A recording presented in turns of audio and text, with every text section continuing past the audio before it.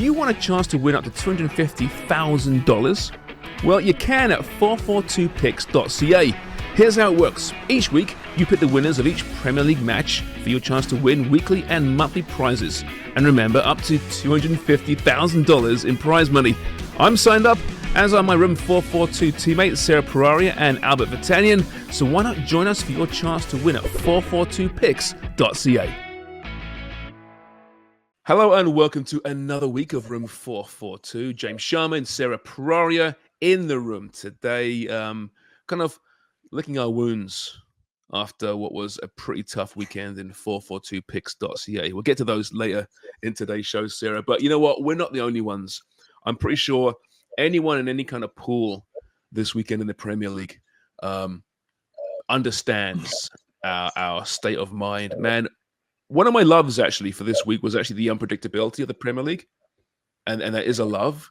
I mean, some of these results, Bournemouth beating Man United at Old Trafford, the Blades beating Brentford, Villa beating Arsenal. We'll get to them. Everton beating Chelsea. I'm not so sure that's a surprise. Fulham smash West Ham. Spurs smash Newcastle. I mean, it's unpredictability, but it's also amazing as well, right? And that's kind of what gives the Premier League, I don't know, that je ne sais quoi, right? It was a brilliant weekend of football, right? You never knew what was going to happen.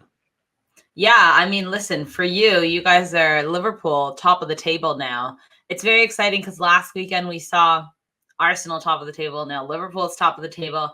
Aston Villa's in third, City in fourth. The title race is on. And I mean, just as a football fan, you love that. Like the excitement is here now. It doesn't look like it's a clear-cut winner like, last year kind of between City and Arsenal, I guess, until a certain point. We really have an exciting run here, and I'm here for it. I love it. Yeah, because, I mean, obviously you have the Arsenals, the Liverpools, City and fourth are still, for me, they are the favourites still to win this thing. Tottenham and Newcastle are kind of perhaps falling out maybe of the title conversation given the injury situation. But the thing is, no one's of the top clubs, top clubs, and I don't include Chelsea or United in that conversation right now. They're all playing pretty well. All right. City obviously coming off a pretty tough couple of weeks, but they won this weekend. So it's not like when Leicester won in 2015-16, it was an off year for the top clubs. And they took that advantage. So looking at an Aston Villa, for example, being the one team that I think we can make a comparison to Leicester, although they are bigger than Leicester. This would be less of a shocker, I think, because there are many people's dark horse picks. You look at the way they're competing right now in third place, despite the teams around them still playing really good football and still being the favorites. I think that is a wonderful storyline of this season so far. Maybe the story of this season so far. I think so. I mean, listen, they're only 2 points off the lead, right? So that's one match potentially. So by next weekend, we could see Aston Villa top of the table.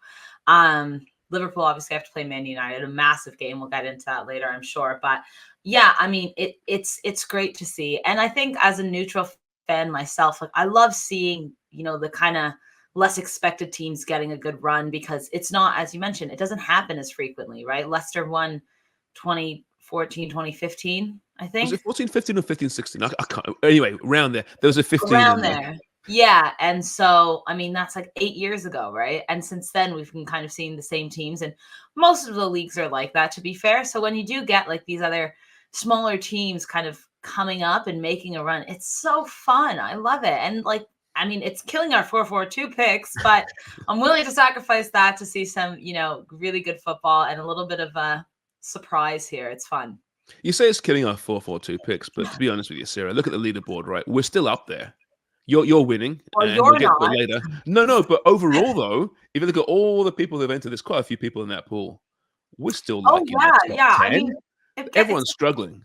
Bit concerning though if we're at the top there after the way we've had me and you the last 3 weeks have been shocking. So I know. We've got to start. We're too close in our picks. We've got to start going in different directions to separate one way or the other. If I'm going to close the gap on you, I've got to start going rogue on certain picks. Yeah, go opposite of what I would pick. Go opposite of what you would pick, actually. Yeah. We're picking the same thing. But then Albert Vitanian would just take advantage of that, wouldn't he? And slip in there. Snake that he is.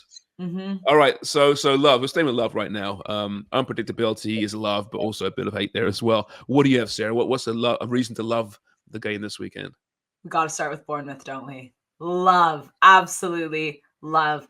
I mean, I was watching that game at the same time as Real and Real Betis, and every time I just kept looking at the screen to the Man U game.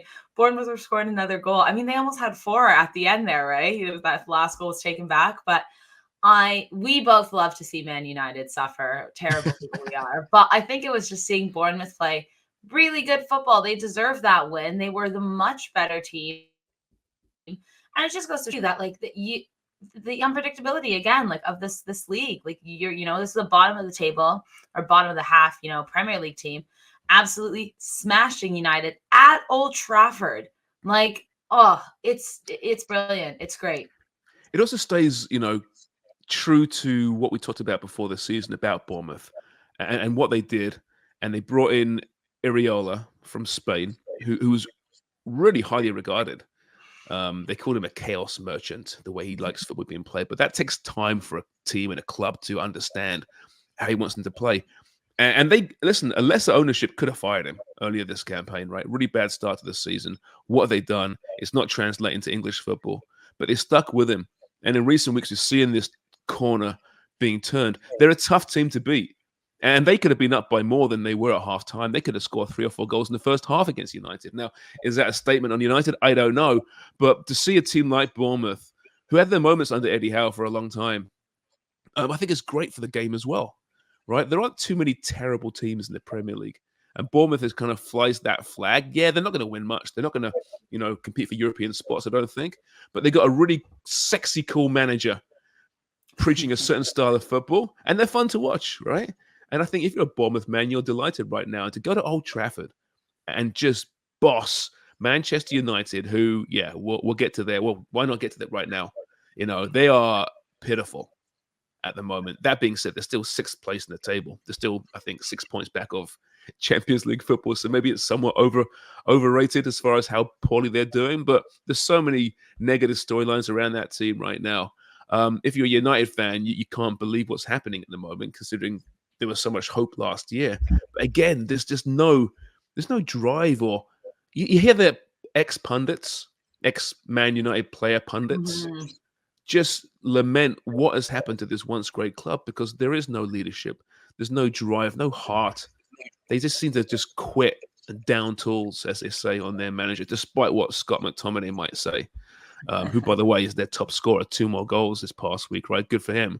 But yeah, it really is a massive story, what is happening to that club. And I don't know what the solution is apart from an absolute clear out at this point. Yeah, I mean, listen, I just love that the fact that they also lost going into this week, having to face Bayern Munich, because I'm going to add my second love and just jump you really quick. Please do. Eintracht Frankfurt getting the win against Bayern Munich 5-1.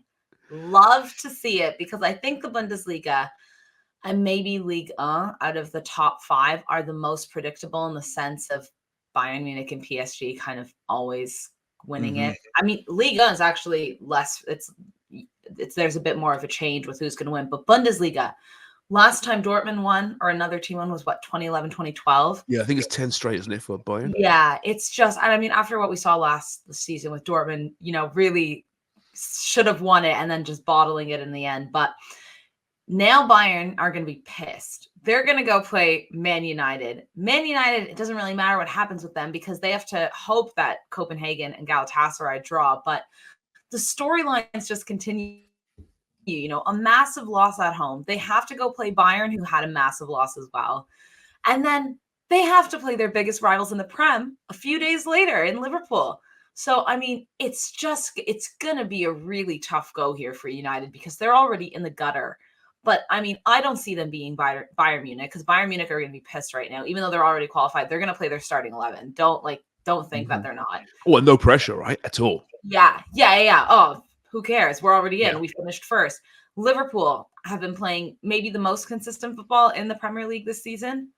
I think they're probably going to beat them. And then as it goes on, they have to play West Ham and then Aston Villa.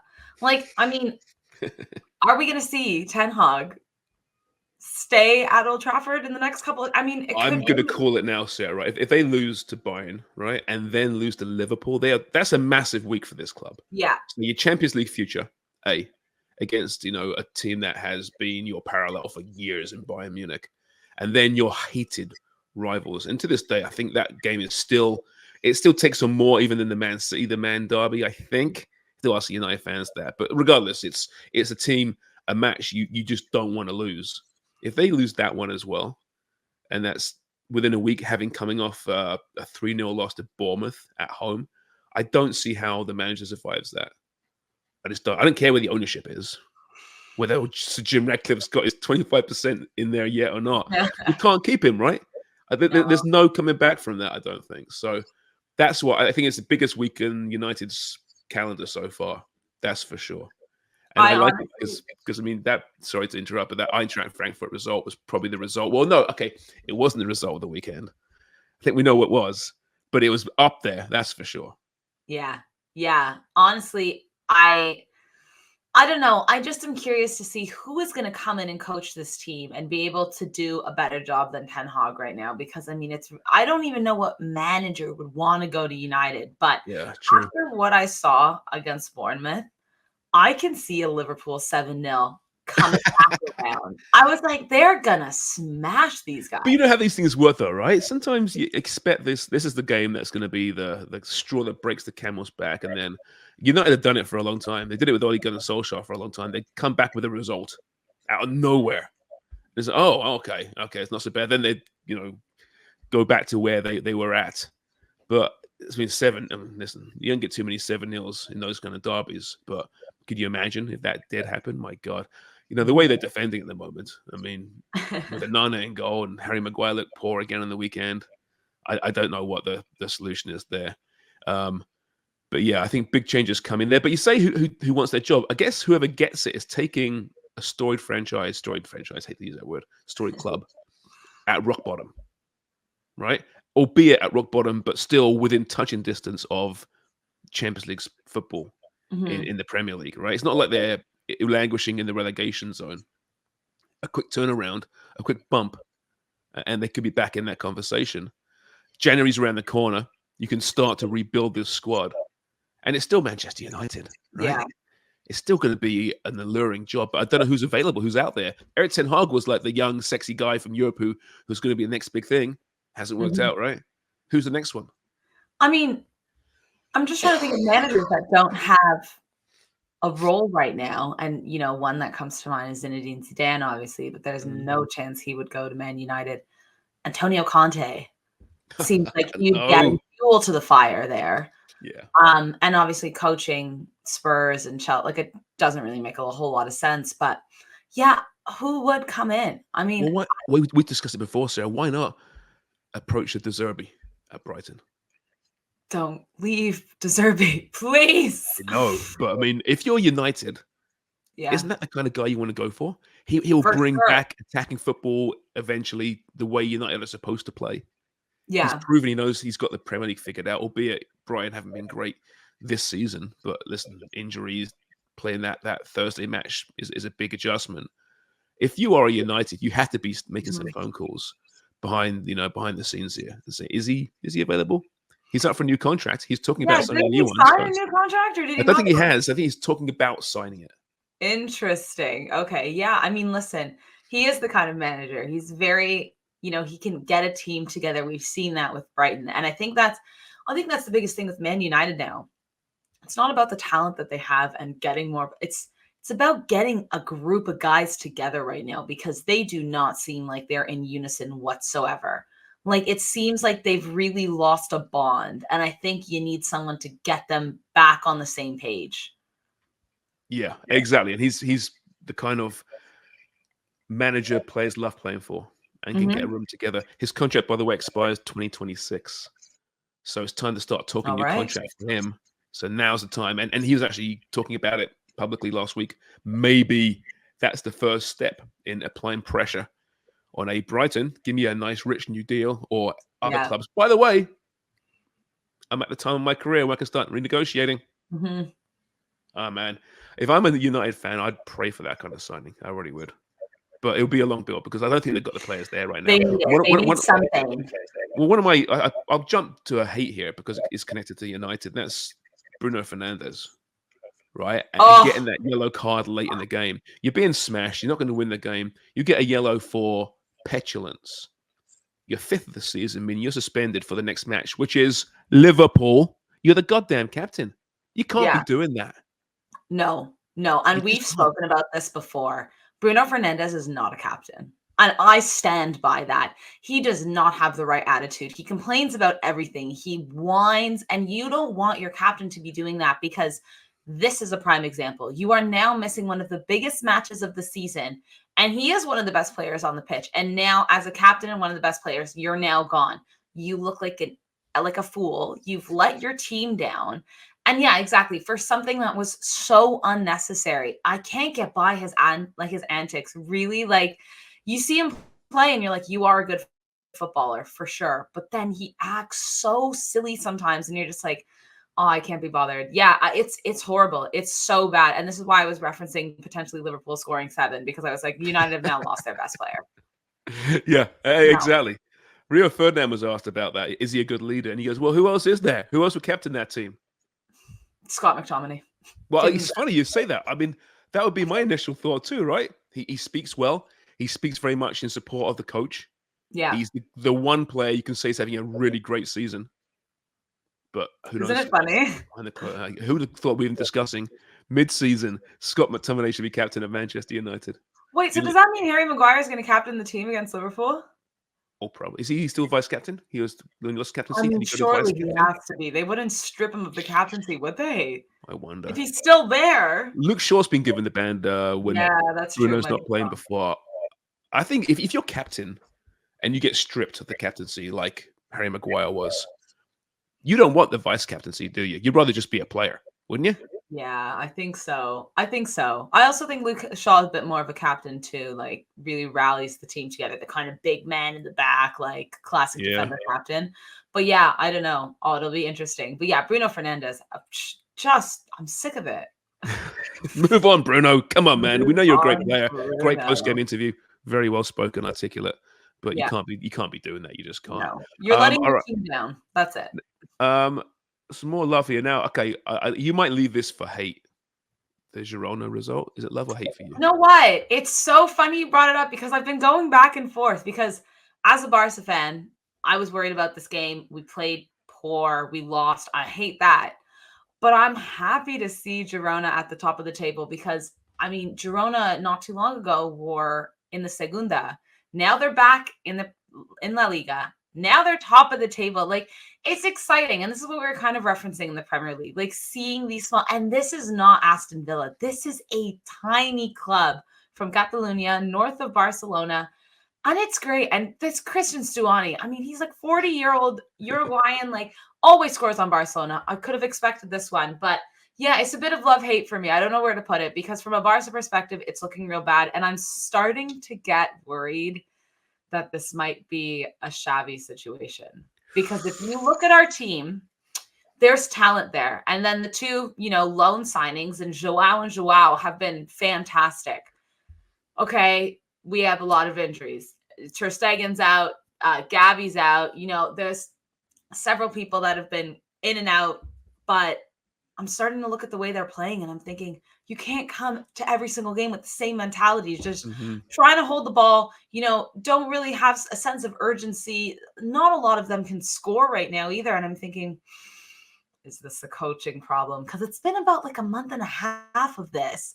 And we've seen the injured players kind of come in and out. And I'm starting to wonder if it's Xavi. And it would break my heart to see if Xavi kind of had to be sacked or left Barca on bad terms. You never want to see like a former club legend come back. But yeah, Girona, this is great for them. It's fantastic that they're still at the top of the table. Do I think they're going to end up winning La Liga? No. Consistency is going to really come into play. And, that March, it's going to get tough for them. And Real Madrid, it pains me to say it, but they just look so good. Even though they drew Real Betis, they still outplayed those guys. Like, I don't know. It's going to be really tough for them. But, hey, enjoy it while you're there. And yeah, exactly. We see it now and again, right? We see these smaller teams before Christmas do really, really well in a lot of leagues. But it's very hard to maintain that the entire campaign. So yeah, I mean, how great would it be though to see a Girona win Spain? I mean, that would I mean, be one of the great upsets in sports history, wouldn't it? would it though? I don't know. I Girona mean, upsetting the establishment there. maybe I think it would be more of a hit to Barcelona because they're obviously from the same province. And Real Madrid, let's be serious, they don't really care about La Liga, whether they say it or not. Like I think their concern is obviously Europe, but I don't know. I think it's still a good story. And I think it's good for La Liga in a sense to have a team that isn't Real, Barca, or Atletico win the league because Yeah, it it's great. shows the competitiveness of the league. So I'm not sure. Yeah, people might be upset about it if they're not Girona fans, but it's good for the league, I think, overall, because it shows that you have 3 Spanish giants and you're going to beat them. It's competitive. That's why. I mean, that's what I'm saying. I mean, it'd be amazing, but it'd be one of the greatest upsets in sports history. Yeah. Yeah, Girona team, like you Yeah. said, recently promoted, Yeah, upsetting that exactly. establishment. No matter how bad the establishment may or may not be, Yeah. but listen, it's December. Yeah, that's the This thing. I this, think you have this to team remember. could be mid-table by February. Yeah, you even said that about City. Like City are in 4th, granted by like 4 points or something behind Liverpool. It's not that much, but you still feel like City are going to win. Like it is Yeah. early. We have to remember at some point we're going to see these big teams drop. It's a matter of when they start going back up and, potentially winning everything again. Any more loves for you? I mean, let's show some love to Everton. I think we all had Everton winning that game, which is so funny. But I think it's just a great story, everything that's gone on with them and the way they've kind of turned it around. Sean Dyche has really gathered this team. And it seems like, you know what, we're facing a penalty. But hey, like, let's show these guys that we're staying here. It doesn't matter if we're going to get 10 points deducted. Like, they're playing decent football. And yeah, they're beating top teams. Well, not anymore, but big teams, let's say. And I love it. I think it's great because it's so unfair. I think that they're facing this adversity, yet City aren't, even though they might be facing it next September. It always seems like they're going to charge City at some point, but it never really comes around. It's just the 115 charges, Sarah. Just I mean, it shouldn't take that 115. long, right? Yeah, I mean, like Chelsea as well. Like, I mean, I know they kind of signed all these really long-term contracts to spread out the money, but it just seems like out of everyone, Everton, seriously, the team that nearly got bumped last season, come on. So I just think it's great for them that they're, showing face and holding their own and beating Chelsea. And the fact that Poch says post-match, we're looking to strengthen in January. Like, come Stop on. it. How many new players do you want? Yeah, You no, spent I so mean, much money. it could be a completely new 11 in January with the return of potentially Christopher Nkunku and then their new signings. Like, who knows? Yeah, Latvia's back as well, right? Was a big off-season signing, right? Hughes was a big part of that midfield, so we thought hasn't played a minute. So, but to say we're gonna and they will strengthen, right? They're gonna spend money, but it's just what is there really a method to the madness? I still believe in Poch, but man, when he says those kind of comments, it's probably best that whether that's the plan or not, don't say it. Yeah, the whole football world's laughing at you and your ownership right now. Yeah, no, it's bad. You wonder how long Todd Bowley's going to stay there if this is the situation, because it's clearly not working. Well, he spent so much bloody money, he better turn it around, right? He's got to stay in charge. And I think Everton, if they win 10-point deduction, I think without that, they're in the top half right now, aren't they? I'm going to check it right now because I think they would have jumped Chelsea, certainly. Yeah, so they're 13 points right now. So if they go 23, they'll be 10th. Yeah, they're ahead of Brentford, Chelsea, and Fulham. So they'll be 10th. 1 point behind West Ham in 9th. So Sean Dyche, people questioning, before, was he the right choice? If not for that, they're looking pretty good. Like, he's doing the job there, and he is the perfect man for this job, as I said before. And like I said on Friday's show, Chelsea, Everton screamed an Everton win because they do everything that Chelsea can't handle. That physicality, that directness. And it was a really good result. Very quickly, for the first block here, I want to mention the MLS Cup. Columbus winning. And what a great story they've become with real Canadian connections with Mo Farsi, Wilfred Nancy, formerly of Montreal, of course, doing a great job as coach. Tim Bespachenko running the show there, formerly TFC, along with his number 2, Corey Ray. I just think it's a great story. They almost left Columbus a few years ago now for Austin, but they stuck around, and now look at them. They are brilliant, fun team to watch and beating the defending champions. So good for them. All right, let's take a break. When we come back, it's to some hate Not too much hate for me this weekend, actually. I mentioned Bruno; he was on there, but it kind of Yeah. slipped into the first block. But I'm sure you got a fair amount because you generally do, being such a bitter, a negative person. All right, this is Room 442. Room 442 is brought to you by North Star Bets. Play 442 picks for your chance to win up to $250,000. Make your EPL picks and play for free at 442picks.ca. All right, sir, you're not that bitter and negative, really. You generally, well, are you positive? Are you a positive person? I try to be. It's one of those things that I feel like I have to remind myself sometimes. I feel like I usually am, but some things just get under my skin and I have to just be like, let it go. It's not worth it. Let it go. What's got under your skin this weekend, though? Don't let these things go because we've got the hate component now from 442. Yeah, I mean, well, we mentioned Barca. That had to be some hate there. I'm ashamed with the way they're playing. I mean, you can't be playing like this. You're Barcelona. You have some of the best players in the world. So we kind of spoke on that though, but really it's not more hate as it is just devastating. During the Granada and Athletic Bilbao match, it was suspended because a fan actually passed away that was at the stadium. And it's just, you hear these stories and it's so sad. You think, going to a football game, seeing your team, like this is such an exciting moment. You're with friends or family or whatever.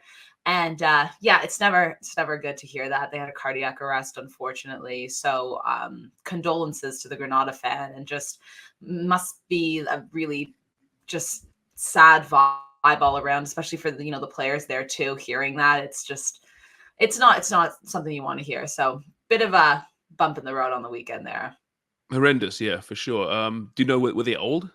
Were they? Their mother's 64 years old, so How old, not sorry? really that old, and also a cardiac arrest just happened Yeah, so quick, I guess. too young. But I mean, Yeah, because quite honestly, though, if you think about it, a lot of people would say if they were of age, old enough, they've had a good life. If you're going to have a yeah, cardiac arrest, have it at your favorite team's stadium during a win. And I'm not yeah. making light of what happened. That's awful. But I'm just saying, a No, lot of people like get their ashes scattered at football grounds, for example, right? Is that something you'd do, Sarah? Would you get your yeah. ashes scattered at football ground? You would, wouldn't you, at Camp Nou? I literally, since I was a kid, I was like, if I die, burn me and spread me on the. I don't know who would be like, gutsy enough to do that, but somebody, please. I mean, I'll never know. I'll never know. You will never know. I'll go out thinking it'll happen now. Yeah, So, that'd be yeah. nice, right? Yeah, it turns out you'd just be like, in a box in your basement, your kid's basement or something, They say, hey, I'll give you one wish, one last right, and I'm still there in a goddamn box in the Oh basement. my God. Yeah. Yeah. No, I haven't got any of those wishes. I don't really care what happens to me. Just burn Yeah, I me mean, to be forget fair, about it's me. not really that dire. No, I mean, honestly, to the Undertaker should keep me. Do what you Yeah, want with me. I don't care. Go ahead. yeah. I haven't What got do any you got romantic. for hate this weekend? Right.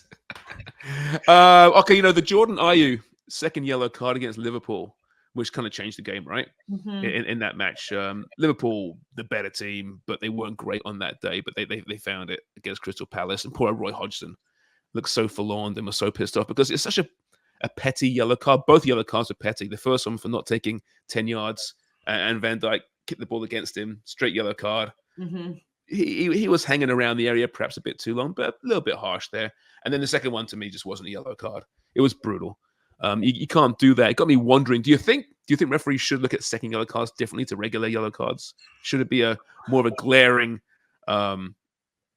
crime against the rule book to get a second yellow card, or was a yellow card, and it was your second one? Too bad. I find most refs usually have a bit of lenience when it comes to the second one, especially because most players usually kind of compose themselves after that first one. I don't find that refs are as, urgent to give the second one because they know it will change the entire game. Potentially in this situation, it was different. I don't know. I think that, yeah, he was a bit foolish, Ayew himself, but if you're looking at the rules, like, it might be strict and stern sometime, but that is the rule, right? So how are you supposed to then decipher? Like, it's hard to say, but I do usually, don't you find referees usually are a little bit more lenient because they don't Yes. want to give the two in a row? Usually, yeah. Yeah, they Yeah. are. Absolutely. Yeah. I just thought the way Palace had played, and the way they'd kind of really banned the hatches, they were causing a lot of problems for Liverpool, who really had difficulty breaking them Mhm. down. Um, I thought it was harsh. And Yeah. Roy Hodgson, and I don't know, I always have pity for Roy Hodgson. I always feel sorry for him because he's Yeah. just a nice guy, and it shouldn't be about his age, even though he's like 110. It shouldn't be about that. But I just feel sorry for him, right? Like, give Roy a chance because Palace have been dropping points regularly recently. And there's been talk Yeah. about his future at the club. You can't fire Roy. Not now. Mhm. He came back. He loves that club. He came back. And hey, it hasn't gone according to plan so far, but they've been unfortunate with injuries as well. And then those kind of games against top clubs, when they don't get the rub of the green, you feel sorry for them. Although I was delighted at the time because obviously I'm a blinkered Liverpool fan, so that was fine by me. Once again, Klopp subs, by the way, were great. No one's made more subs than Klopp this year, 138. And Wow. partly it's because he brings in defenders late in the game and puts Trent at centre midfield. Yeah. He's really becoming a central midfielder now, right? Yeah. He's looking great as well. He really is playing good football. So Yeah. He's been great. So yeah, not a hell of a lot of hate from you. Do you have any more hate? Bit upset with Newcastle, to be fair. I was really excited for that match. I actually took Newcastle to win that match simply because of the injuries at Spurs, but it looks like the injuries at Newcastle are catching them a little bit more than Spurs right now. No, it's not hate. It's just a bit of disappointment. I just get so excited watching this team and they do so well. And then they have like a game like this where you're just like, oh, you need more players. You need to have a big January window. Like this is crucial for Tottenham. Newcastle. Both actually, both have injury issues. All of them. Yeah. I mean, Newcastle, like we're not far enough into the season where I think like if Newcastle have a good January transfer window and some of their players return from injury, they could be back. They could be back. They could be making it go top 4. Come on. I want to see it. So yeah, it's not hate. I mean, good for Spurs too. I mean, you really got to give Ange this credit because it's fantastic considering, they're also suffering from the injuries, but yeah, it was a little disappointing with the result from Newcastle, I guess. Spurs needed that win as well. Yeah, true. Last 5 games, right? They really needed it. That being said, at 3-0 with 10 minutes left, I honestly still thought the game was wide open because it's Spurs. Yeah. Right? And when Romero did that stupid challenge, which he could have got a red card for, he got a yellow for it. It's like, what he is so gutsy. He's mad. Crazy. He is insane. I don't know what goes on in this guy's head. He's nuts. No. I mean, good defender, don't get me wrong. I love the heart and the soul, but you can't trust that guy. No, you can't. It's a close game. But he'll still score for you. But he'll also get points off in the same match. Yeah. They're just fun. And he's part of it, right? He's part of the chaos. They're just fun to watch. So good for them. All right, Sarah. It's time when we come back from break to get to our 442picks.ca. Don't sound too excited. There's no Albert. I mean, Albert wasn't great this weekend either, in fairness. Far from it. But he's still in the hunt there. All right, so it's room 442. When we come back, it's 442picks.ca as we dissect what was a drivel weekend once again for Sarah and myself. Room 442 is brought to you by North Star Bets. Play 442 picks for your chance to win up to $250,000. Make your EPL picks and play for free at 442picks.ca. Welcome back to room 442. Now it's 442picks.ca, and as we mentioned so far on the show, it was a rough weekend for Sarah and myself. I think it's a rough weekend for everyone. So much unpredictability in the Premier League this weekend. Sarah remains in first place, up on birdie. I'm once again languishing in third place, but Sarah and myself were actually even this week. Man, they were tough games to call. So many surprises. The one you're going to focus on, though, was it a surprise, would you say, all things considered? It was foolish of me, and I've done it again to myself. Man U and Bournemouth. This was actually one of the only matches where I was like, you know what, it could go both ways. That I thought, of course, all of them went the other way. But I was thinking, Bournemouth could get points here at Old Trafford. But I thought, you know what, United, they need a win. They're kind of like looking like they could be put together at some moment. So I thought, at home, they can do this. Whether or not it's going to be like a 3-2. I thought surely they can get this win. Scott McTominay, as you mentioned earlier in the show, on fire. No. What have we learned, James? Do not back United. Do not back Chelsea. I didn't back Chelsea. Yeah, I backed United, and it was bad. It was a tough one. Yeah, I'm going to start backing Aston Villa a lot. Let me tell you, Aston Villa beating Arsenal in this one. I picked Arsenal to win. Villa were absolutely fantastic. They won 15 straight games now at home. They beat City this past week. Now first place, well, not first place now, but Arsenal. At home, there's none better in the Prem this season. Away from home, they're ninth best, so they've got to work on their away form.